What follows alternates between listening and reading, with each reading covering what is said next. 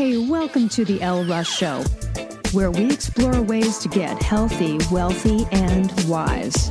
With a combination of guest interviews and solo episodes, I hope you will be inspired and motivated to become the best of whatever you are.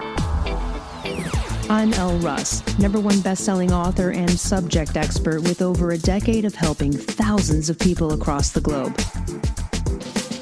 Visit my website, elleruss.com, to learn more about free guides, masterclasses, online courses, and more. Enjoy the show.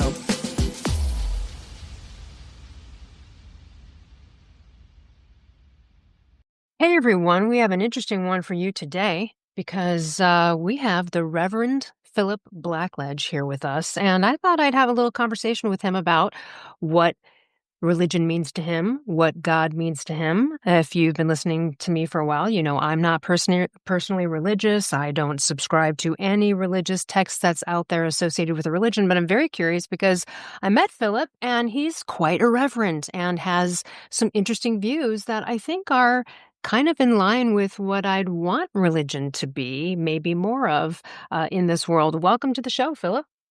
Light. How are you, Elle? I'm doing great. All right. So before we get into religious-y questions, let's just talk about your trajectory on becoming a reverend, as they call it in the Episcopalian Church, because you did not grow up in that religion in the UK, but then you eventually made your way there. So what happened in your life that made you be drawn to becoming a reverend? Drums. How long have you got? Well, I was brought up a Catholic. We got all the time you need. And now in its 4th month, the next podcast. So I was brought up a Catholic, and looking back on it, I probably think I was an atheist as a child. I don't think I ever had any belief as a child. I just sort of, watched and looked at religion and just thought it was faintly ridiculous and sometimes fun because you got to dress up. And I remember actually specifically when my granddad was dying, I remember thinking I ought to pray. And I prayed to God and said, if I pray, would you save my granddad? And at that point, I realized that it was all bollocks because I just didn't feel anything at all. I just thought I'm talking into the air.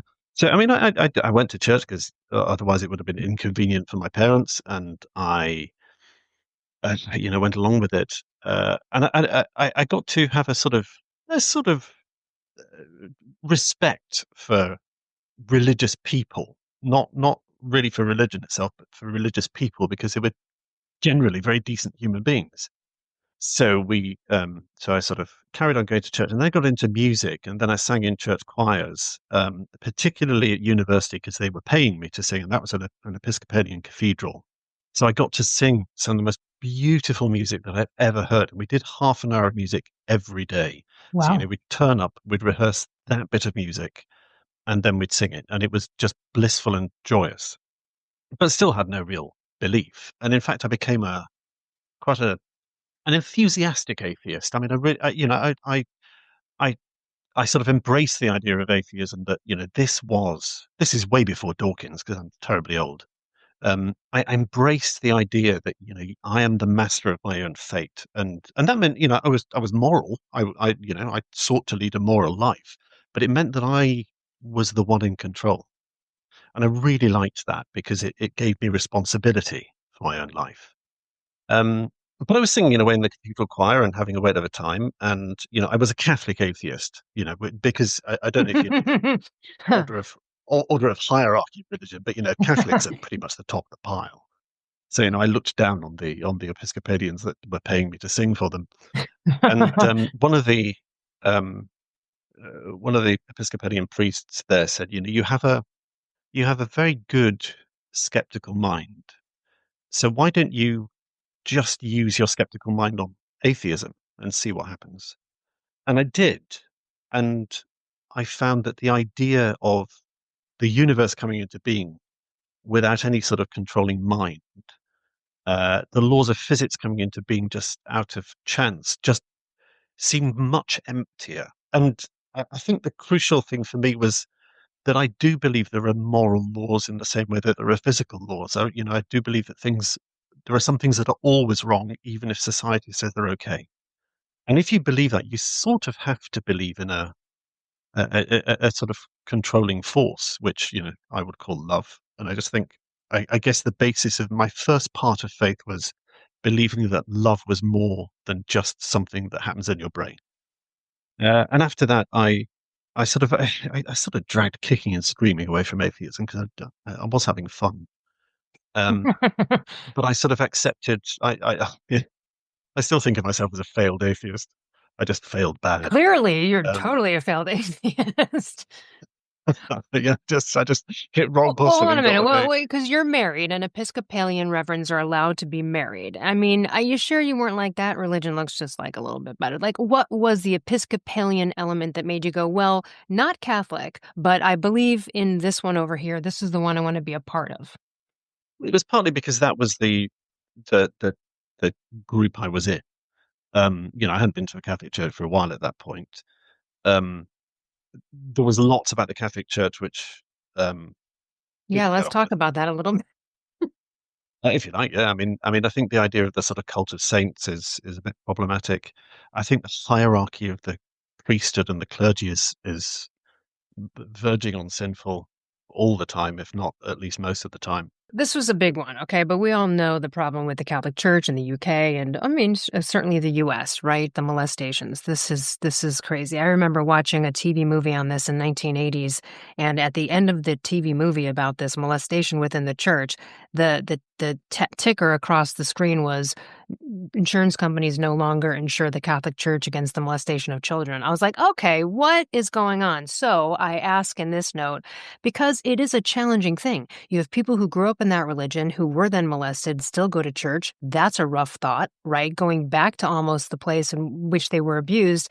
How do you handle people that are struggling with that? That is such a huge thing, right? I mean, what destruction a church brought upon, hundreds of thousands of people. What kind of questions have you gotten on that? What kind of inner turmoil have you seen with people about that? And how do you reckon with it? It's not just questions that they have; it's questions that I have, and the inner turmoils. And I I meet people who have been abused every day. Well, not every day, but every week.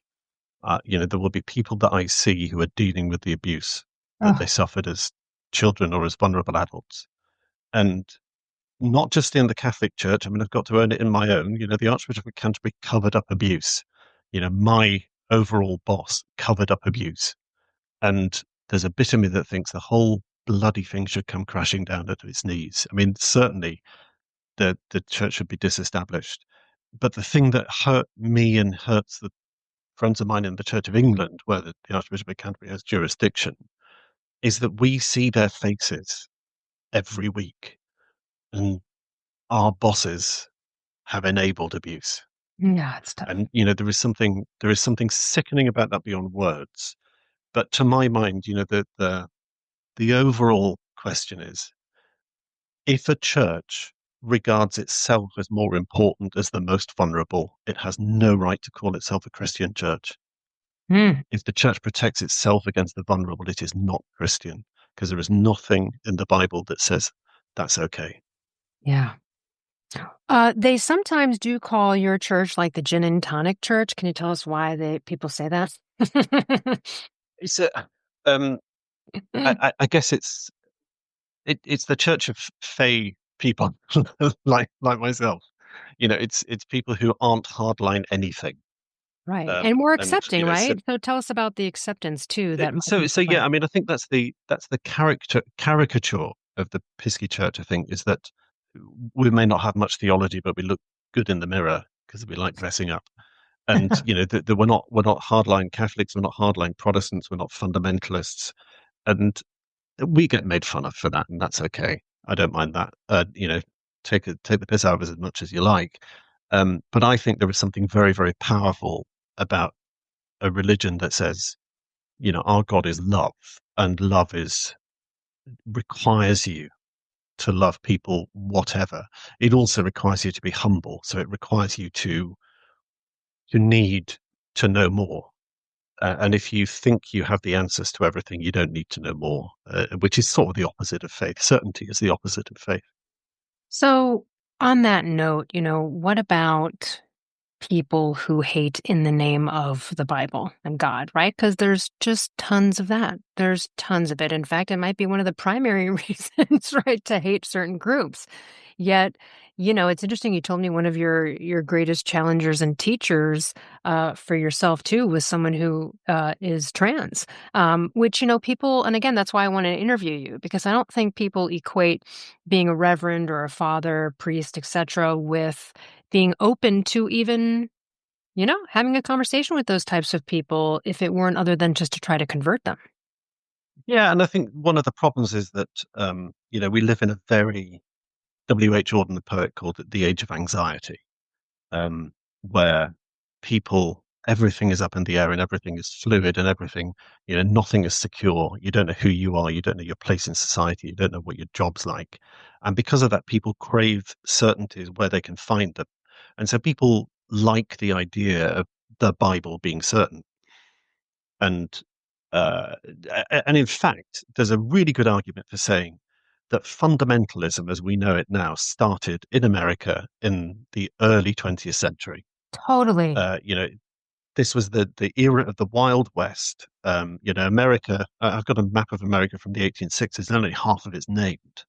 There were everything was fluid, and in addition to that, in the late 1870s, 1880s, 1890s, Darwin's discovery of evolution meant that lots and lots of things were being challenged, and science was rising like a star. And science became a new framework for certainty. And so people turned the Bible and the church into a sort of pseudo-scientific doctrine, which it has never been before. And I think that's one of the really important things. When you read church history, that's a very, very recent innovation, which has flashed and burned. I think the idea that the Bible is literally true, that it's a rule book, that all you need to do is go to it and see Right. what it says, and then you know what it means, is a 100-year-old thing, and in the 20 centuries of the Christian church, it's a flash in the pan. Yeah, I I don't mean, believe, I'm following my historical antecedents by thinking that's bollocks.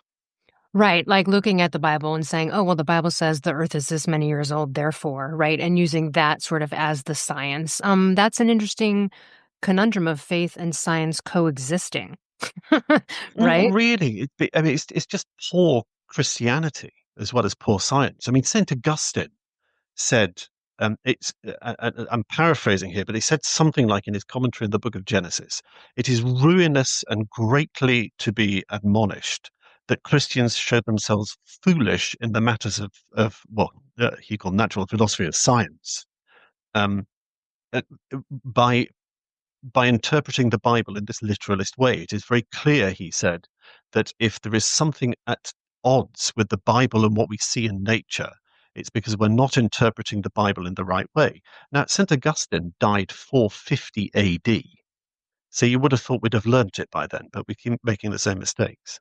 Yeah, one of the interesting, and not to go into the arena of politics, but just on this interesting comment you made when I was over in Scotland that really hit me in the face, which was you said, Elle, you Americans are so much more religious, and you may be bothered that we have a state church of England, but you guys combine politics and religion, and we don't. In the UK, you never hear priests, reverends talking politics, and you don't hear politicians talking religion.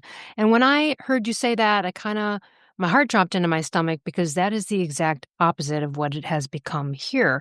And we're the ones that have separation of church and state in our Constitution. But it is really interesting how that has become a thing where you have churches with political signs on their lawns. So tell us about that separation over there, because it seems to be quite stark. Like you told me, it just does not, those lines aren't crossed. Am I right? Well, I mean, it's it's slightly muddier than that, but I mean, there are bishops in the House of Lords. Now, the House of Lords is a sort of reflective body. So the House of Commons, which is the people who get elected, they make the laws, and then the House of Lords basically has a look at them and sees if there are problems and brings them back to the House of Commons making suggestions. But at the end of the day, it's the House of Commons who pass the laws, and they can ignore the House of Lords if they wish. And there are bishops in that place, but the bishops themselves will be left wing and right wing. You know, they're not there to be party political. Mm. And I genuinely don't know whether Keir Starmer, the Prime Minister, is an atheist or a Catholic or a Jew. I just don't know. It's never Well, occurred to that's me. kind of nice, though, that it's not the identifiable main jam that people are throwing out there like we have going on over here. Yeah. Yeah, because I think what happens in America is, America's a big, big place, and there are a lot. Any big place has lots of villages, and villages are online these days. And so you have sort of tribal symbols as shortcuts, and Christianity is one such tribal symbol in America. So if somebody says I'm a Christian, the majority of people will have an idea of what that means and what that means politically, what that means in terms of your identity. Now in Britain, Christianity goes across all the spectra. Again, I just don't know what Right. my congregation might vote, and it's never occurred to me to uh, you know tell them tell them which way it should be. You're not getting out there every Sunday. Um, let's talk a little bit about faith because faith is believing in something that has not arrived or you cannot see yet, but you have faith that it has already happened or is there. Um, That can be faith in God. I guess I feel like I have faith. I put it out to the unknown universe, space, whatever's out there. I don't consider it a dude or a guy from a book, but it probably that same essence of this unknown or this other something out there beyond us, bigger than us. So tell us a little bit about how you see faith, and then we'll talk about how what someone can do if they're struggling with it. It can Yeah, be I mean, I tough, think you know? faith is something you should struggle with. I mean, it's something. I mean, as I say, I was a terribly happy atheist. Um, I think to me, faith is something for which you have evidence but not proof. So I think there is evidence, there is good logical reasons for believing that God exists. However you want to define God, but it's a creator of the universe existing. I think there is good rational evidence for believing that love, and in particular altruism, which is complete self-giving love, is something that exists when it really shouldn't, according to evolution and to the laws of nature. I think there's good evidence for um, claims of Christianity being true enough that I can ally myself with them. Um, but it is hard to live in that sort of liminal space because I know I will never have proof. It's not something that will ever happen. So I have to, I've dedicated my life in the service of the church, and I've dedicated my life in the knowledge that there may come a day, and, it's part of my faith journey is actively seeking it. There may come a day where I no longer believe that what I think is true now is actually true. Okay, Uh, that's fascinating, and I wanna just highlight that. That is interesting because I think so many people are proselytized to have blind faith, right? Unwavering, unshakable. And here you are as a reverend, someone who's dedicated your life, even saying, I'm open to the idea that my beliefs might even change. That to me seems very progressive and forward thinking, and also actually rational and logical. You're open to the idea that you might think differently because you once did also. Right? And that seems to be out of line with being a reverend to some degree, right? With that sort of blind faith, follow it kind of message well, that most it's people not. get. It genuinely isn't. I think that's probably the majority of certainly Anglicans, Episcopalians, and probably the majority of most Christians. I think the problem is that what's that phrase that my old mentor Richard Holloway said? He always said, "Religion is like a swimming pool; all the noise is in the shallow end." And people who aren't believers get assailed by the noisy end, but that's not where most people inhabit. And I think the depth of Christian, faith and certainty are contradictory. You cannot have certain faith because if you're certain of something, you need no faith. So faith is always going to be a journey.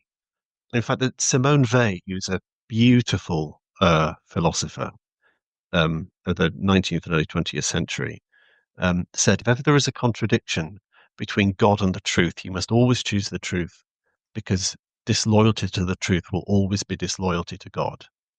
And Mm. that's about our understanding of what truth is and our understanding of what God is. So, you must always search for, to me, Christianity is truth and love in equal measure, and you cannot compromise on either of those two things. Let me, and didn't mean to have you on to have a debate about your beliefs in God, but on the note of Give me your this list. all love, yeah, well, the all loving, all powerful, right? God. And then people go, oh, really? Well, what about, killing the kids in Egypt? There's a part in the Bible where they say you can sell your kids into slavery. No one mentions that part nowadays when they're talking religion.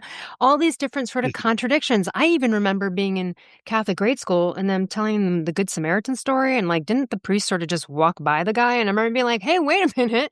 What? What? And then I Priest, they're such remember, dicks. remember being in Catholic grade school and being like, hey, man, like, a couple of nuns were just absolute wenches. And I remember being like confused, going, why would God allow someone to represent him who's like this, who's not at all Jesus like? This nun is a bitch. And I'm having an immediate contradiction in my head. I'm like, well, you're teaching me this stuff. Yeah, you're a jerk.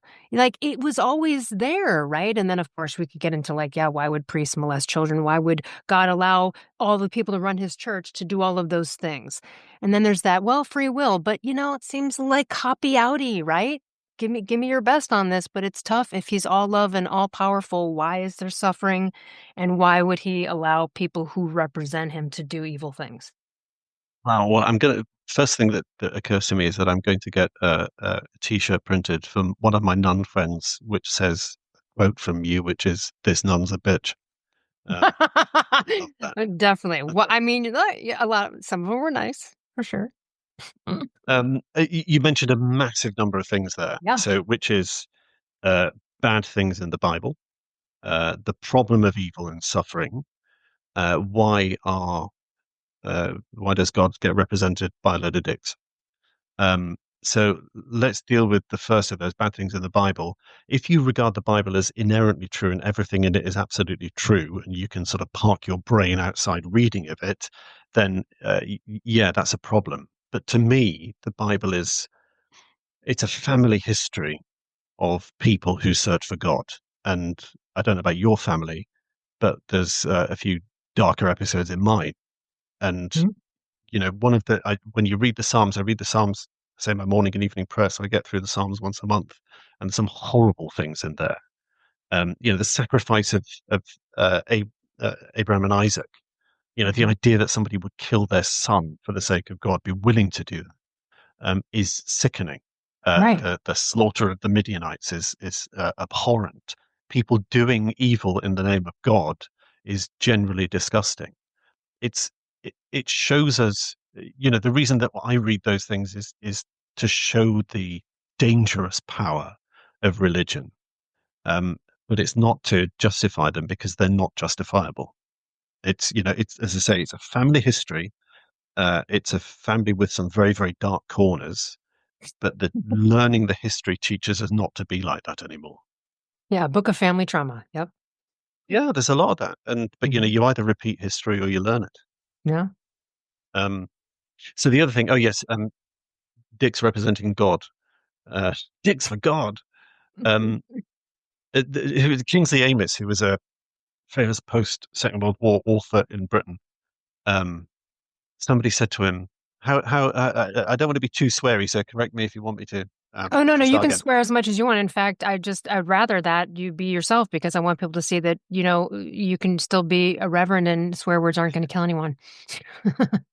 I do it when it's either necessary or fun. So Kingsley Amis, somebody said to him, "You claim to be a Christian, but you're such a shit." And Kingsley Amis looked rather sad and said, Just imagine how much of a shit I'd be if I wasn't a Christian. And we're all broken and fallen people, and that's where, to me, the essential part of faith really needs to kick in. Because if you think you're sure, you don't need humility. And if you know that you're on a pilgrimage exploring a mystery that may or may not be correct and you might be wrong, you've got the humility to accept that you're just a frail human being. None of us will get it right. I'm sure somebody, uh, I have bad days and sometimes bad moods, and I'm sure some people might think I'm either dull or irrelevant or unpleasant or any of those things. Um, but I'm just a broken human being, just like the rest of us, trying to search for truth and love. And um, I, my position of authority gives me a responsibility to be as good as I can. But I'm not arrogant enough to suggest that I'm ever going to get that 100% right. So go easy on the nuns. I mean, they might have been dicks, but they were probably broken individuals too. They might have hated teaching you, Elle. You know what? Likely, yeah. I remember my mom being like, "Don't enough." She goes, "Hey, just lay off the deep questions, okay? Don't ruffle any feathers in the religious class at your Well, school." that's a really interesting point there, because one of the really important things about faith that people from the outside don't see, it's what matters most to a lot of Christians is doing good stuff. It's not about the doctrine, it's not about the dogma, it's not about the tribal stuff that you see more of in America than here. It's about food banks, and it's about washing beggars, and it's about helping the people who are mentally ill in your congregation, and comforting the grieving and that sort of stuff. That's the practice. And the motivation for that is normally some sort of level of tangential experience of what I said at the beginning, which is, uh, love is more than the sum of its parts, I guess. And I think, that's what I see in my congregations. And, uh, congregations are incredibly tolerant and incredibly liberal, because it's not about principles of whether you accept gay people or trans people. It's just, somebody's come through the door and they're in need of love and care. So we will love and care for them. And in your church, there's sort of expanded roles for women where there are not in other religions, correct? Can you tell us a little bit about that? Well, yeah, I mean, you can have women priests, or there's plenty of women priests, there's plenty of women bishops. Um, it's there is a line in the letter to the Galatians, which is, "In Christ there is no Jew, no Greek, nor slave, nor free, nor man, nor woman, for all are one in Christ." And that's an instruction to us that, I mean, the early church of the apostles, there was a complete breakdown of the traditional order of things, where women were called apostles. Women were given as much responsibility as men in a world which was incredibly male. And the church has sort of failed to keep up to that in a lot of ways. In a way, when Christianity became the religion of the Empire of Rome, the women's role retreated. But we the essence of Christianity and the essence of Jesus actually is to be quite revolutionary, and to break social conventions. So the church has always, when it's doing its job properly, has challenged the social conventions. Um, the more established it becomes within the society, the less it's able to do that, which is why it always should be really on the outside. Let's talk a little bit about because you were an atheist, which was someone who questioned it, of course. And some people think it's a sin to question God. And then you and I had that conversation, excuse me, where I brought up, sort of the whole idea of Judaism and studying the Torah and how that's like critical thinking towards it and it's encouraged to question it. And you clearly have that philosophical approach to even your own beliefs about it. So what would you say to someone who thinks it might be a sin to even question their own faith or question Christianity, Catholicism, whatever their belief or religion might be? Well, I guess, I mean, the first thing you'd go to is Jesus himself would not have been who he was if he didn't question his own religion. He'd be a Jew, which he was all his life, I hasten to add. The reason that Christianity grew was because it was open to question and it found answers that made sense to people. That's the case every time Christianity has grown. It's because there is no such thing as inappropriate questions. John Shelby Spong, who was a bishop in the American Episcopal Church, said, the problem with the churches who have all the answers is that they never let anybody ask any questions. If God is real and if Christianity is true, it must be able to answer every question that is thrown at it. It has to be, the truth is far more robust. And to my, when people have said, the anxieties about questioning God, my answer to that is really, what image of God does it give you if you can't question him? What image of God does it give you if God can only be approached by a select few people in a certain way where they don't ask Right, any like how questions? weak is that God, right? What a sensitive Yeah, I soul. mean, You it's a gotta tiptoe feeble, around this guy? What a weak motherfucker. yeah, yeah. It's either a feeble sort of old person in a Right. hyperbaric chamber who's going to be infected by anyone and anything, or it's a despot with a thin skin and a psychotic mind. And neither of those are the God of truth and love, which is exemplified in the Bible. So you've got to allow God to be God. And if God is love, which it says in the Bible again and again, then you've got to allow God to be love, which means you've got to allow Him to. You've got to allow the questions. You've got to allow your own doubts, and know that you know whatever you think, whatever you doubt, God still loves you enough to let you ask and answer the questions in your own time. How do you think religion, in this day and age should adapt to modern society changes? Where has it not adapted well, and where does it need to, in your opinion? So there's some benefits in being 20 centuries old, and there's some real difficulties. Um, I, I I went on sabbatical for 4 months last year and was discussing doing some research into the monastic communities in the Scottish borders where I live in a very rural area. And for 1,000 years, monks and nuns sang plain song, and nobody ever complained about the hymns. We don't live in that world anymore. It was just intrinsically appropriate for them to worship God, so they did. And we've largely the service that I do every Sunday is pretty much what they did, only in English, not Latin.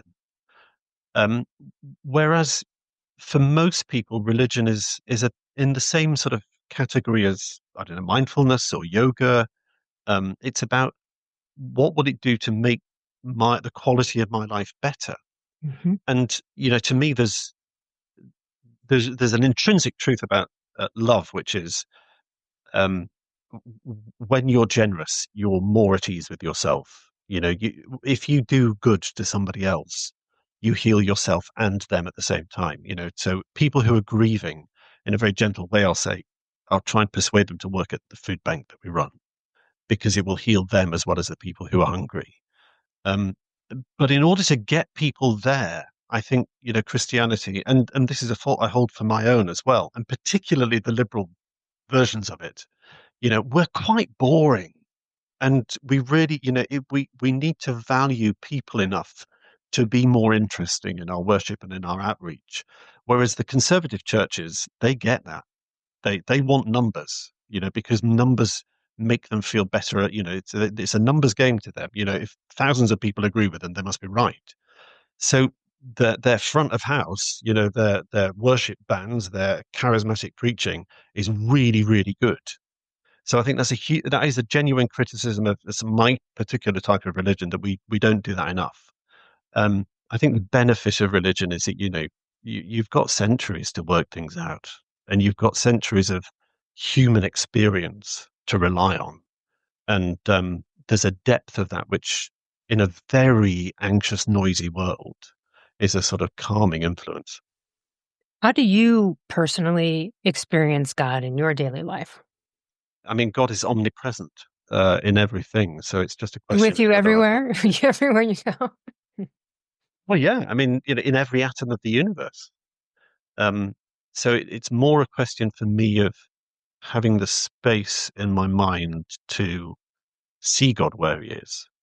Um, so yesterday I was at the bedside of somebody who died a couple of hours after I saw her. Um, who the lovely old lady who was a member of my That church, that and that doesn't look good for your records. those strychnine gloves I was wearing don't seem to have done any good. Um, and I went in and I held her hand and sat there in silence for an hour, and then left because she'd fallen asleep and she couldn't talk. She wasn't able to, do anything other than move her eyes. And there was there was something really sacred in moments like that. And every morning I go walk my dog, and I walk on the paths that St. Cuthbert and St. Boisel and all the saints of old would have walked along in the same river. And I do it without my earphones in, and I listen to the symphony of the water that's running past on the River Tweed, which is never the same as it was before, but has been going for tens of thousands of years. If you get that every day, and if you just have the space in your head to appreciate those moments, then God is everywhere. And it's just a question of opening yourself up. When you're at the bedside of people that are dying, and you have been over many, many years in different capacities, have you ever heard expressed regrets from them? Have any touched you or hit you in a way that was, you know, impactful? It's the saddest thing in the world when you hear regrets in old age, and not necessarily at the bedside of the dying, but um, when significant things hit, when they realize their mortality, or when they realize somebody else's mortality, you do hear a lot of confessions in formal and informal sense. Right.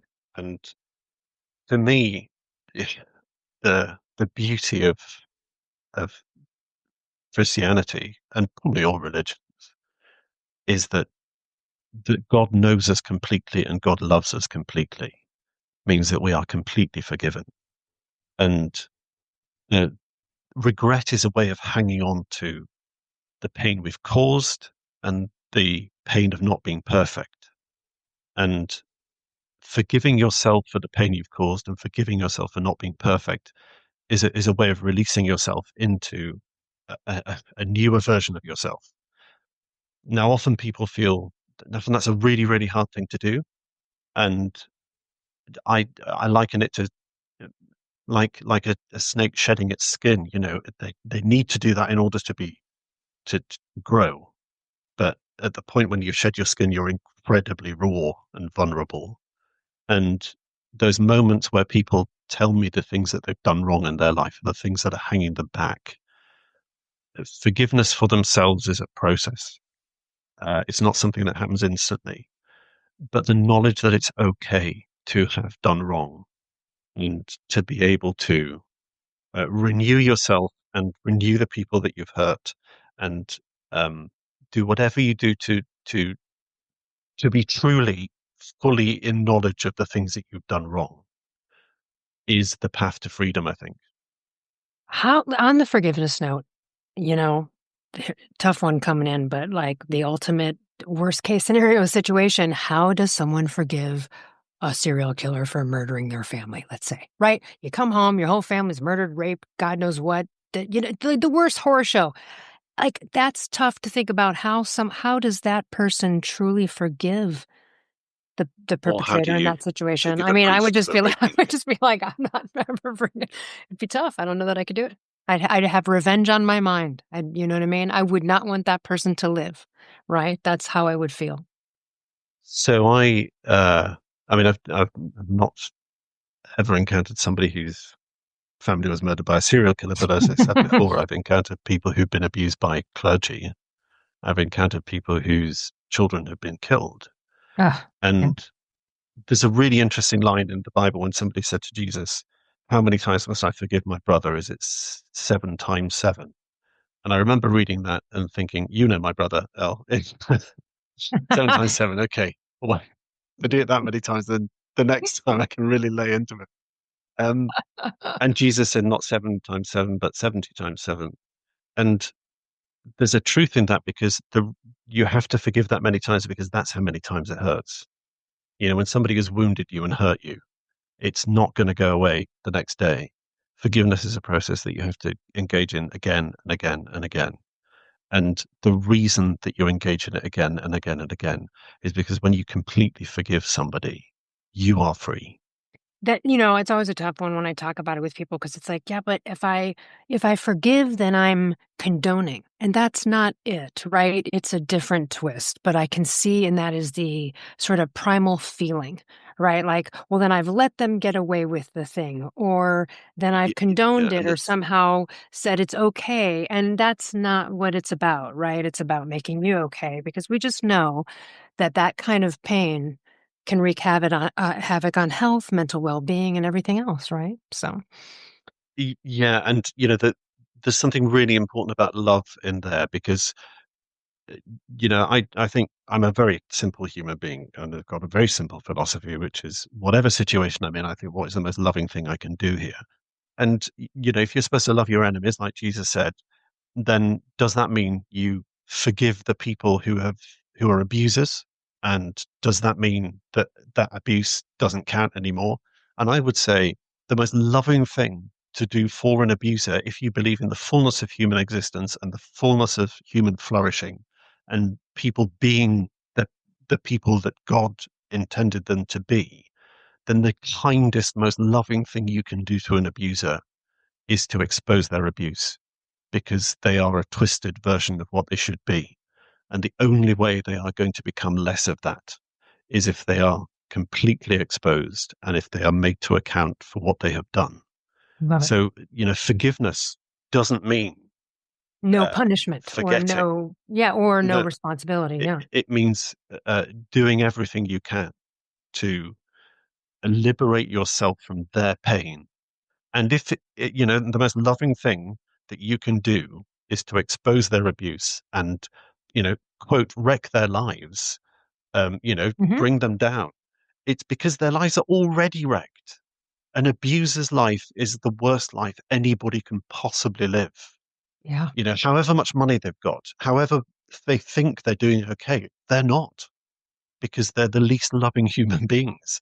And love is the thing that animates our soul. So, from a Christian perspective, the loving thing to do is to expose sin in that way.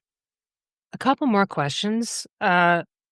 Two big ones here, but what do you think? What's in your interpretation of how, whether it's from your own religious perspective or your religion's perspective, but what's the purpose of life, Philip?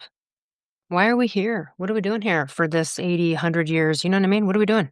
I'm not sure the understanding of purpose that we have as human beings is a really helpful one because we think of purpose and function as the same thing. And it's like, so, AI is going to take over the world and most people won't have a function. And what are they when they don't have a function? Because in this world, if you don't have a function, you also don't have a status. And if you don't have a status, you're not part of hierarchy. And Hmm. human beings, for whatever weird reason, love hierarchy.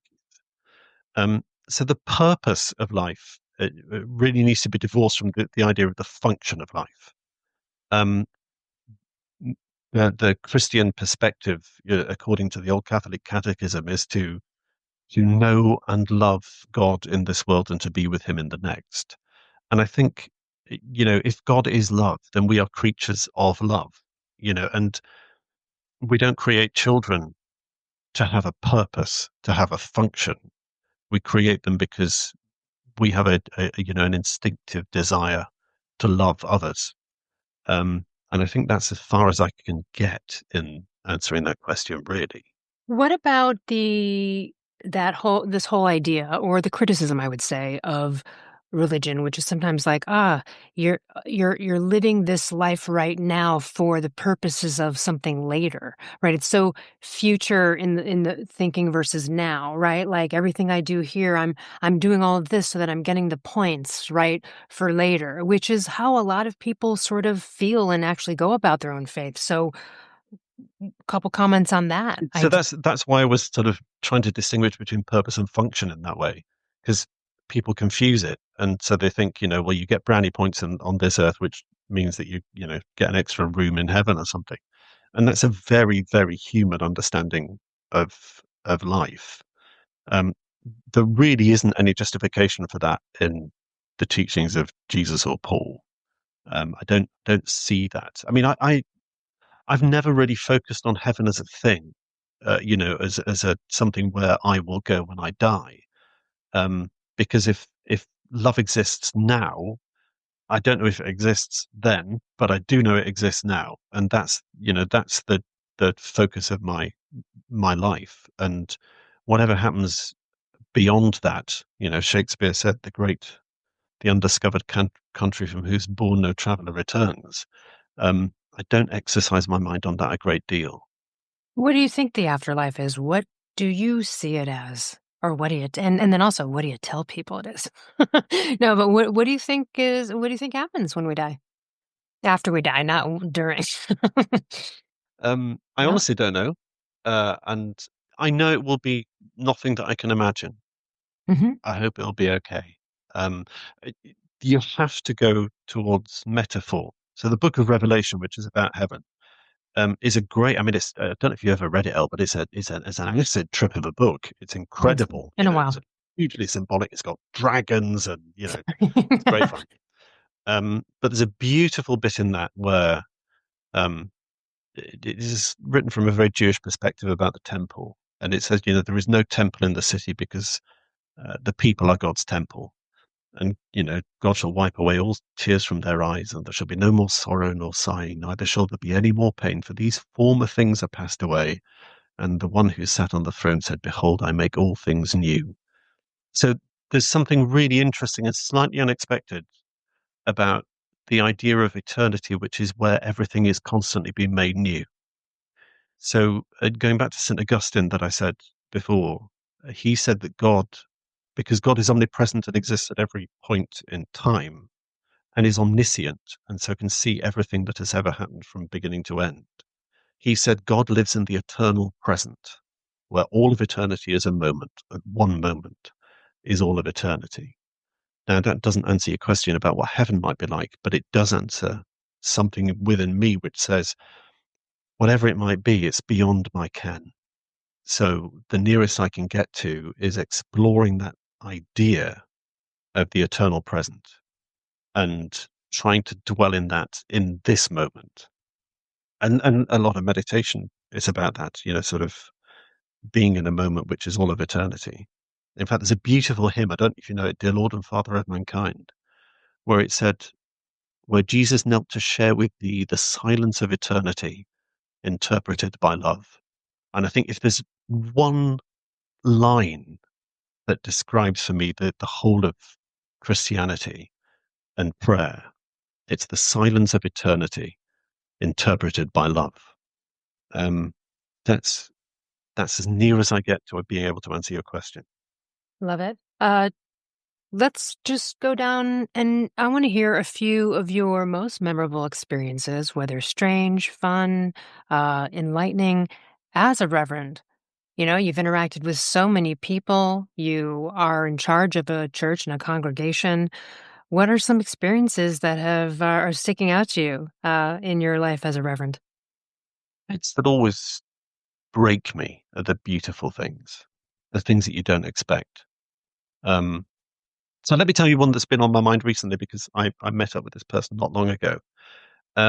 When I was training for the priesthood, I was training down south. I was living in a Franciscan friary at that point, and I came up to Edinburgh for the weekend, and it's the first time I'd done that in months and months and months because I had absolutely bugger all cash.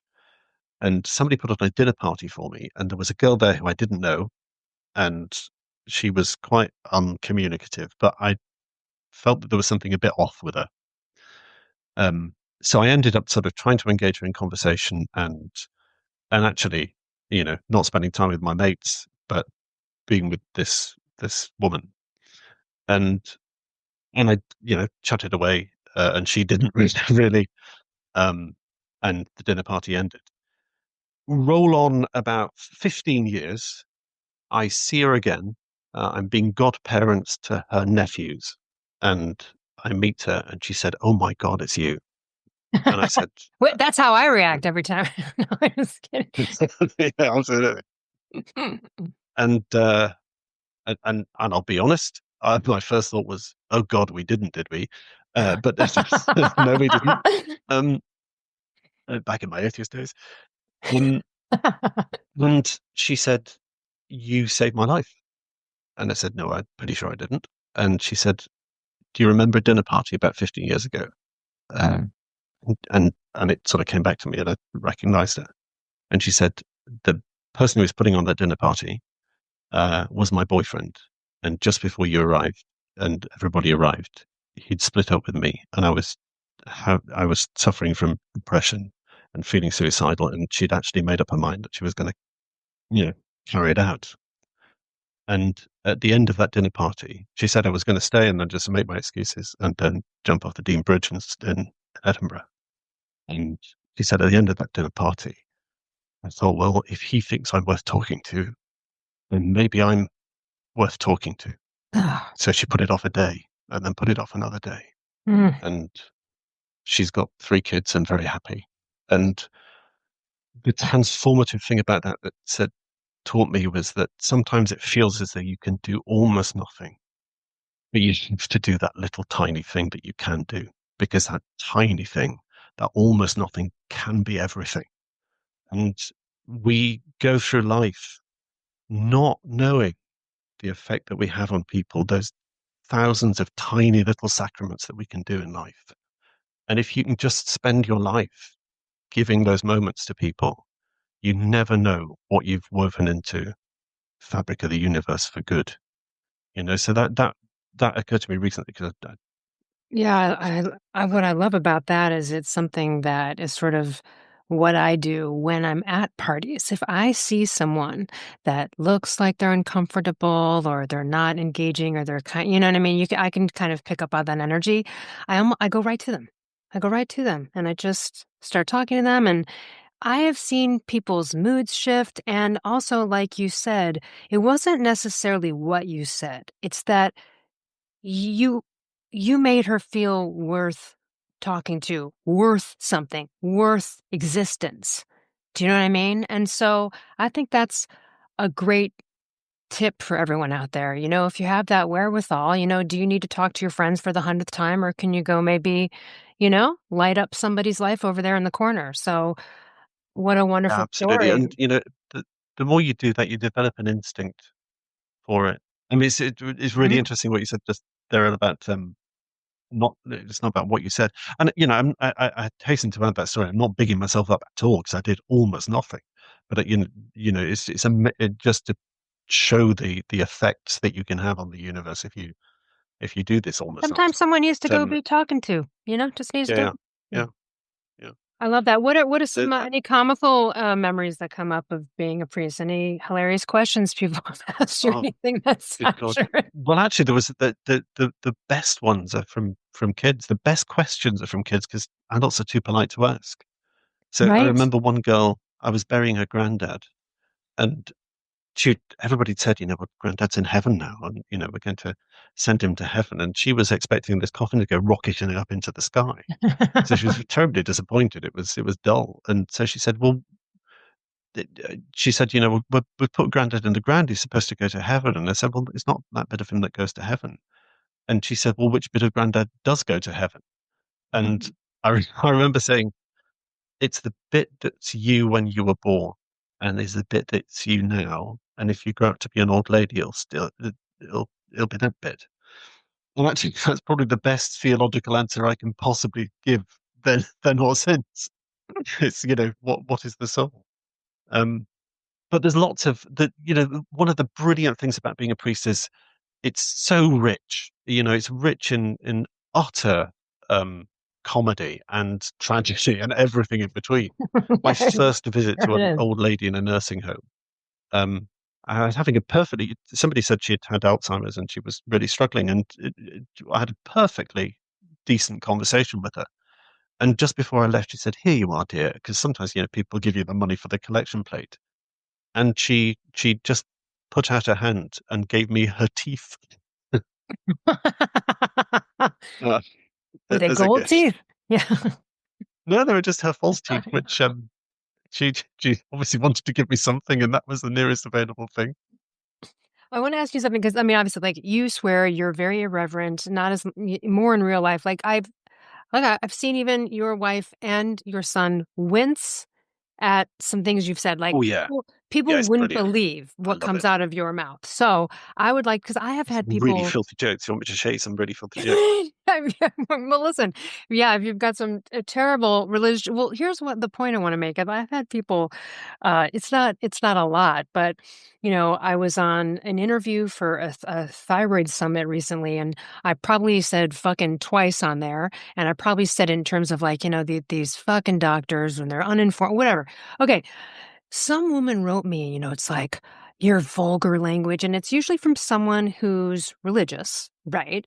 And what's can you dispel this shit about swearing? I mean, I feel like Jesus might even drop some F-bombs back. Like, why is this so offensive to people in the way that it is? It's not like I'm calling you a fucker. That's a different vibe, tone, environment. But in just daily life, like, dropping swear words, what's up with that? You're a priest, you're dropping them all the time. So what do you have to say to the people that are like, don't swear, it's vulgar, it's not appropriate, it's against Christ, all this kind of stuff? Well, St. Paul definitely swore. In fact, there's the translation that we have in St. Paul it makes it very delicate. But I mean, he said he was talking about a group of Christians who insisted that people got circumcised, um, like the Jews, and he said, basically said, "I wish you'd go the whole hog and chop your knob off." No, we delicately translate that, and he also said, um, the prayers of these people are like the stuff that we shit out, and it goes into the drain. They're just worthless. Why aren't Um, people bringing this up more? I'm unaware. well, yeah, because we make the translations very delicate because we don't think that's seemly. So there's a really interesting difference that somebody once said to me between etiquette and manners. Manners is the art of making people feel comfortable. Etiquette is the art of making people feel uncomfortable. Etiquette is a set of rules by which we identify our tribe. Manners is a way that we allow people to feel part of our tribe, even if they're not. And to me, I mean, I do love being naughty. I mean, especially when people don't expect it. I was doing a Burns supper lunch talk to a group of people who looked at me wearing a dog collar and thought, "Oh shit, it's going to be a boring evening." And it was just a delight because I mean, I said, in order to make you feel relaxed, I'm going to say some very offensive, rude jokes here. I'm going to say rude jokes that I personally find deeply offensive just to settle you down, so you can relax into the evening. And there is something really beautiful about pricking the expectations of the sort of the great and the good that you expect you to be as a priest. But to me, more than anything else, I mean, I love jokes, I love humor, and I love dirty jokes because they can be really funny.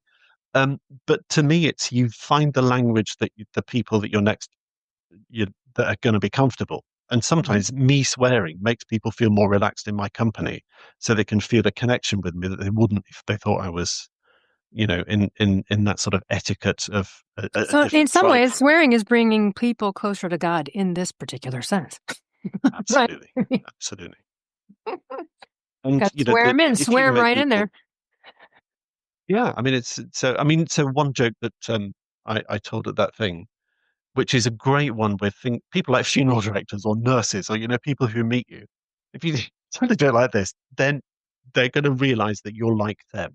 So here's Mhm. my joke: an elderly priest goes into a hotel and goes into it's a very posh hotel. He's on a conference and he switches on the TV and there's porn on the TV screen, and he's very distressed because he's a genteel chap and requests that it be cancelled. And they say, "Oh, I'm really sorry. The previous guest paid for it, but they will take it off the TV." So he goes to his conference, comes back, goes to the receptionist, a new receptionist, and he said, "I do hope that the pornography channel in my room is disabled." And she said, No, it's just the ordinary kind, you sick bastard. I mean, I love that. has anyone ever commented to you directly and be like, "Oh, you shouldn't swear you're a priest"? Has anyone actually scolded you for it? No.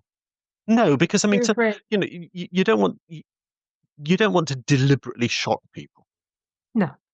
because to me it's about getting a message across. And if you are deliberately shocking people, they're going to listen to the words, not the message. Okay, and if you want to communicate truth and love, you've got to know your audience enough to be able to find the language to do that. So it just means if people are shocked, you've just pitched it wrong. That's all. You just you're not communicating a truth because you're communicating a personality, I guess. As we close up here, what would you like to share with the audience about God, religion, or just in general faith? I'm slightly aware that I didn't answer your question about the problem of evil, but then centuries of people haven't. Um, so we Yeah. could do a whole thing on Yeah, that one. good. No, yeah, get Um, jump there if you have time. I love it. well, the answer is that I don't know. Yeah. I Oh, don't know. that's very convenient, Philip, right? Every question. Oh, we take Well, I mean, questions. there's a lot of questions. That's the humility of faith to me. Right. I don't know why God permits us to live in a world where we can suffer pain. Maybe this is the best possible world he could have created. Maybe it's Right. not. Maybe there's a lot about human evil. I mean, there's a Sure. famous cartoon where somebody's praying to God and saying, all the suffering and pain, all the wars, God, why do you permit them? And a voice comes down from heaven saying, I was going to ask you the same question. Yeah, right. Um, I think we have to be responsible for goodness if we believe in it. But there's animal pain, there's natural evil, there's natural suffering, and I don't know why that exists. But I do know that the people who seem to suffer the most in that, the poor, the vulnerable, seem to have a faith stronger than the ones who are using it as a weapon to beat theists by. Right. I think the problem of evil is not one. It's a problem. It's, if God exists, why does evil exist? It's not proof against God existence. It's a question. And one of the things I'm proudest of in my heritage is that very often theologians never give you the answer that you can sell. They always go something that feels more true. So, the devil does not exist in the Bible. Satan is a figurative figure. The word hosatanos means tester or advocate, or opponent. That equal and opposite good and evil would make an enormous amount of sense and would be very easy to sell. But Christianity doesn't have that because it's not true.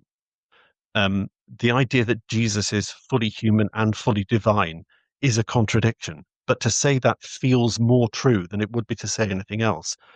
Christianity doesn't go for the easy answers and it leaves itself open to questions. But actually, that's what love does. Love can be rejected. Love can be questioned and ignored. And sometimes in the loudness of anger, uh, love is silent. But it's not silent. It's just that we don't listen to it. And I think that the humility of my faith, I try to be humble in my faith, is that I don't have all the answers. So to me, Christianity is saying, well, hold my hand and let's explore those questions together. Love it. All right. So you mentioned you're in the Scottish borders. And as we close out, I would like to say I never thought it would be a bucket list item for me, but my trip to Scotland, I feel like I could live there for at least 6 months of the year. I mean, it's just so beautiful where you live. I was so damn lucky. I mean, So every morning. delicious. So you went to school and then sort of stayed there after. Um, Tell us what you love about Scotland. There's many, many things I love about Scotland. Edinburgh, my wife calls Edinburgh my other woman because I sneak off to see her whenever I can. Edinburgh's the most beautiful city in the world. And where I am is about an hour south of Edinburgh in the borders. And you walk down the river and you know that that path has been trodden by literally centuries and centuries and centuries of people. I walk past Melrose Abbey, and I know that 1,000 years have passed since those stones were laid, and they're still there. I can see the Roman ruins on the Eildon Hills and the broch where the ancient Picts uh, stayed, and I feel communion with them because we're still listening to the same birdsong that they were. It gives you a depth Hmm. that is present in this moment, in this moment of today. All of that is there, and I think there's something incredibly powerful about that, and it stops me getting too het up about the noise and haste of the moment. Also, didn't you say it also has like the vampire story roots nearby? Isn't that somewhere? Melrose Abbey. There is Thomas of Newburgh, or is it William of Newburgh, wrote about the Revenant of Melrose Abbey, which is the first recorded vampire in Britain in 1170. I think he wrote the story of the Melrose vampire. Now, the fact that you're reading something that's 1,000 years old is exciting enough, but the fact that it's just down the road, and as an ordained priest in the Scottish Episcopal Church, I find it a source of pride that the first recorded vampire was in fact an ordained priest who devoted his life faithfully to ill living, and he was called the Hundesprest, or the hunting priest, with the idea that he hunted maidens rather than animals. And I hadn't had enough of it when he died, so he kept it up keenly after his death. It was great. It's a great story. I love it. Well, I love that also too. I mean, right, like vampires are the it's supposed to be like the arch enemy, right, of someone who's a priest or a reverend or something like that, and it's just down the road. Must be the best priest training around around there on Oh, those fronts. absolutely. I mean, it says something very important about priests, which is, that they're deep, mysterious, phenomenally sexually attractive. You know, there's far more to us than meets the eye. That's right. They're marryable depending on what religion you're a part of. So, uh, all right, Philip, thank you so much. And also tell us, we'll put the links in the show notes, but we can watch you on YouTube, right? Can people Yeah, watch your our, sermons? our church is available on YouTube, Holy Trinity in Melrose. It's not always me. We've got Claire, who's a priest, and David, who's a retired priest, and we've got some lay people who are preachers there too. So where you can listen to all of us, and we've got Lent course. So we're talking about the Gospel of Luke. So you're more than welcome to come along. And the most important thing is one of the people who we attracted through our YouTube video is a lovely woman called Sparrow the City, who's a trans woman, who's an atheist, but we have long conversations. She knows more about the Bible than I ever have. And I have learnt more about my faith from her than I have learnt from any spiritual director or any theologian. So, you will be doing me a great favor by listening and questioning. I love that so much. Thank you so much for sharing this. And also, too, I hope you out there listening have a different perspective, perhaps, on how your religion or your faith can be expressed and experienced and looked at and questioned, even maybe if that's the trajectory you're on. Thank you so much. And we'll put all of the links to connect with Philip Blackledge. And for everyone else, we'll see you next week. Hey, thanks for listening. If you enjoyed this show, I would so appreciate you leaving a review on Apple or Spotify or wherever you get your podcasts. And to learn more about partner discounts on amazing products, visit elleruss.com/discounts.